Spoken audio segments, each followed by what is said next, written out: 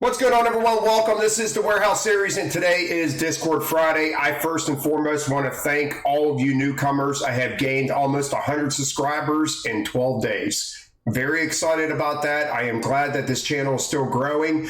Guys, if you are new, I worked 26 years in the warehouse and I am here to help you. Sometimes I put out videos like this and I think they're useful videos because it's just going to let you know that not all is good. I'm not just going to sit here and sugarcoat everything and tell you guys everything's fine and dandy in the warehouse. Why do I have this channel then? Because it is a place where you can make a lot of money. And I think you should do that. You know, if this is an opportunity for you to support your family, or, you know, maybe you have a new family, or just yourself, period, you're moving out on your own. These warehouse jobs are a great opportunity for you to make a lot of money, get some health care, and move on to something else probably in the future. So that is why I'm here. But with every job, there are negatives. And today, after 26 years at my warehouse, I'm going to tell you the 5 things that I cannot stand about my warehouse. And I believe they're going on at your warehouse as well. A lot of you anyhow, because of the way you guys talk on Discord. So please, guys, chime in the comment section below and let me know if my top 5 are happening at your warehouse. And with that being said, if you're not one of those 100 people that subscribed in the last 2 weeks, if you could do that, I really appreciate it. Guys, give me a thumbs up. Join Discord. That link is in the description below. If you are not a member of Discord, you are missing out on a great warehouse community. And if you want to support the channel, guys, if you want to donate, I really much appreciate it. Guys, I don't get a lot of donations. My last donation was probably about 6 months ago. I have a few of you guys that shopped at my eBay store. Go check it out. Something Different shop. You know, I have a lot of great stuff over there for some great prices. So let's get on to my top 5 reasons why I cannot stand the warehouse. All right, guys. So the first one, I'm going to start off with number 5, and that is repetitive. And this goes for various things throughout the warehouse. One is obviously selecting. Usually you're a selector for a long time, especially at our warehouse. So doing the same job in and out. Yeah, you get excited about a new job when you first start, but give it some time, guys. If it's a year or 2, you're going to start getting really sick of doing the same thing every time. And not only do you have to select, but you have standards to make. And if you don't make those standards, you're going to get terminated. All right. So you get reprimanded for it, and then you get terminated if you cannot make those standards. Guys, you're lifting improperly, repetitively throughout the warehouse. I don't give a shit what these warehouses say. You cannot lift proper unless you have all walk-in bays. You're not bending under. You could probably get away with a lot of good lifting techniques if you have all walk-in bays and you're not bending under racks, or you're not jumping up, because some of these pictures you guys post, you got racks that are chest high. You know, so you're really doing a lot to injure your body. And then when you do get injured, the company is definitely going to make you feel bad for it. And let's talk about the shift that you're going to work in the weekdays that you're going to have off. A lot of these companies do not give weekends. If you find one, good for you, man. That's a great thing to have weekends off. Because I'll tell you what, I worked weekdays off forever. And when I got the weekends, I felt like a different person. It does make a big deal. There's some perks to being off weekdays, but I'll tell you what, having a weekend off where, you know, you can go attend, you know, gatherings, family gatherings, or whatever it is, because everything's done on the weekend. So you actually are free to do those things. And another thing is the hours. You can work daylight at some of these jobs, but a lot of them start you off at afternoon shift, and some of them even night shift. And usually when you go on that shift, you're going to be there for quite a while. So repetitive hours of what you may not want to work for a long time. And one of the big ones, I want to, you know, guys, working in a dry goods warehouse, like here, it depends on what part of the country you're in. Now, I'm in Pennsylvania, and working in the dry goods in the wintertime is not that bad because you get the cool atmosphere. But in the summer, it is brutal, man. It gets humid. It gets hot. I mean, you're talking over 100 degrees in the warehouse, especially with the humidity.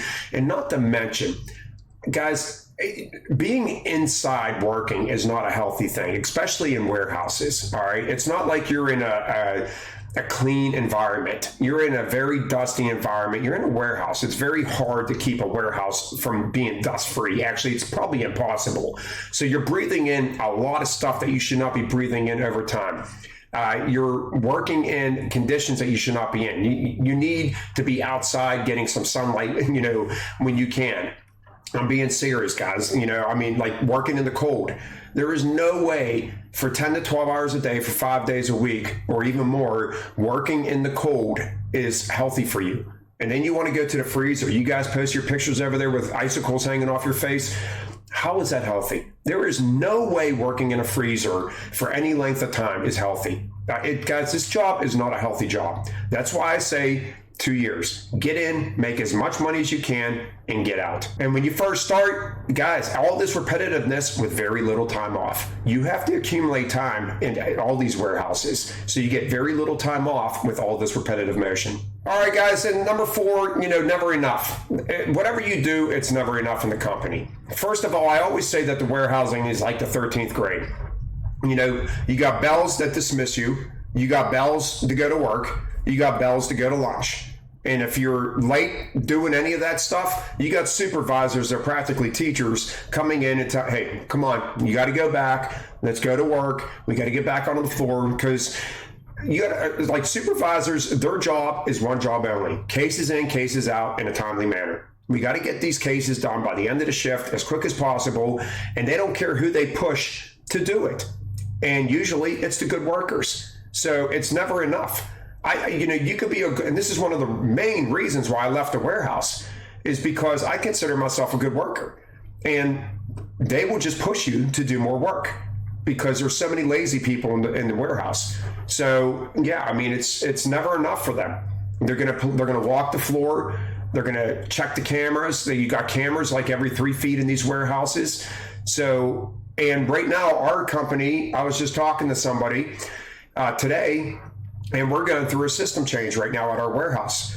And he said everything is so different. Like, there's downtime in between every case. What did I tell you guys a couple weeks ago when I made a video saying that whenever they change our system, they're going to make it so it's going to be this process. All right. So now he's saying that the whole forklift changed too, the whole RF unit that changed. But he's saying with selection, there's like a pause after every case you select. Of course there is.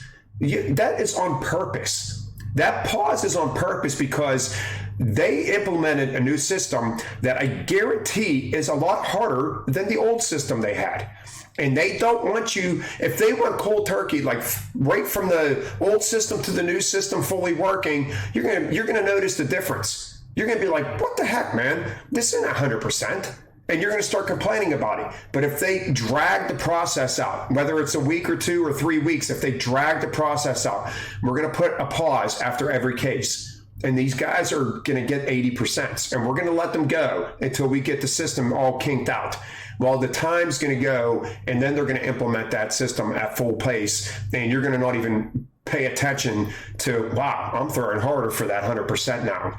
I'm telling you right now, I was in the warehouse when we had one system change and we lost 17%. This system change right here, I guarantee they are making you work harder, and you're not even really going to realize it because they're drawing out the process. And you guys verified that because I put a survey out saying if you were in the warehouse during a system change, was it harder to make that 100% under the new system?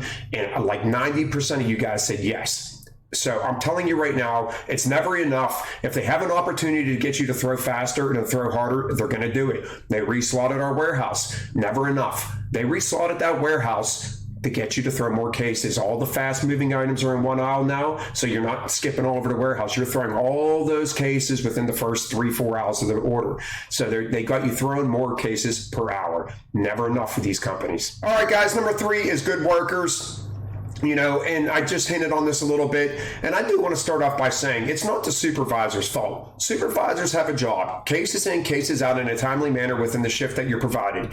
And, I'm talking about companies when I'm talking about warehouses, that just don't care. They don't care about their supervisors either. All right. Because I truly believe supervisors have it worse than us at work. We have a union at work, so we have a little bit more leeway to do things. But as a supervisor, who are they coming after?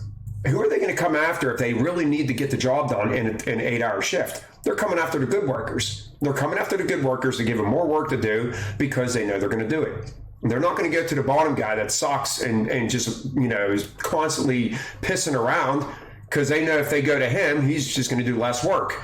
But if they go to the good worker is going to be like, you know what? I respect this supervisor. I'm going to get this done for him.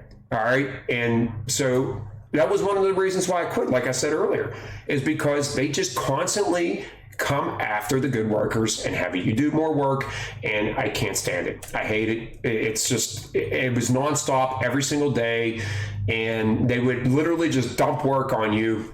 And me as a person, I cannot leave work without my crap being done. So whatever they dumped on me, I got it done.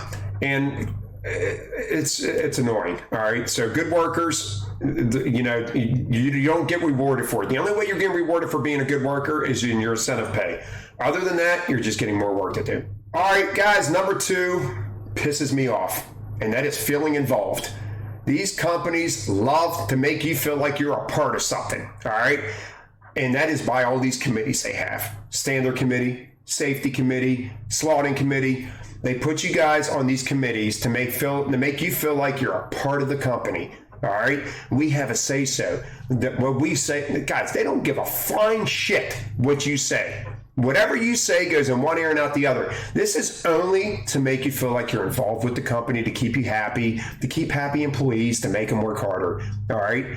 They don't give 2 shits about your input. They don't care. I have been there. I've done it. I've done the committees. I have had meetings, you know, where they hold these meetings where, you know, I got invited to, and you express your feelings about the company. What can they do to make the company be a better place, a better work environment?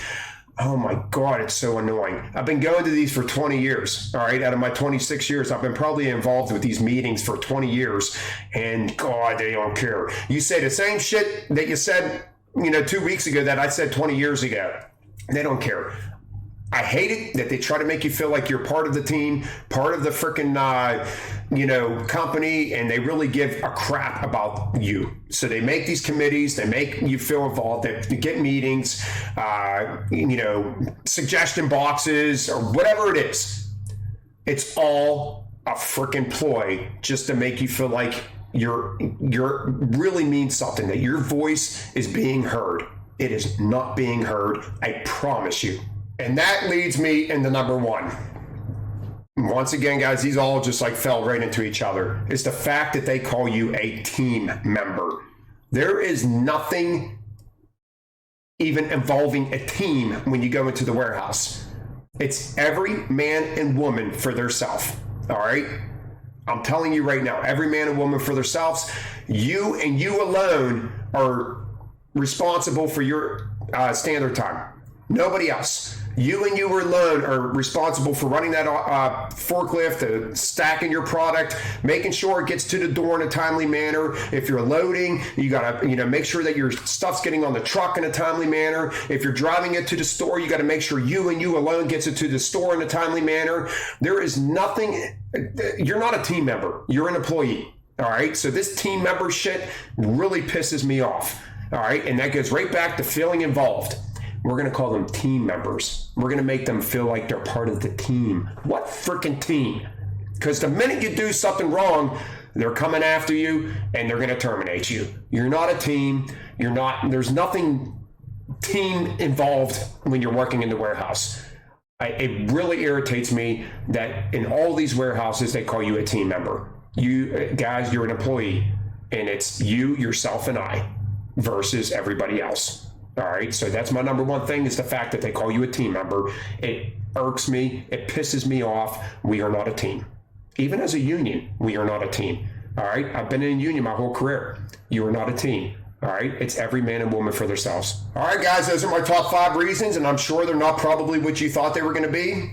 You know, please let me know in the comment section below if you think that this is happening, if you agree with me. You can disagree with me as well. Leave it in the comment section below, guys. This is 26 years experience at a warehouse, all at one place. A lot of you guys have worked at multiple places. Let me know if every single place that you went to was any different from the other. I'll see you guys next time. Thank you for joining. Thank you for subscribing to the channel. And guys, have a great day. I'll see you next time.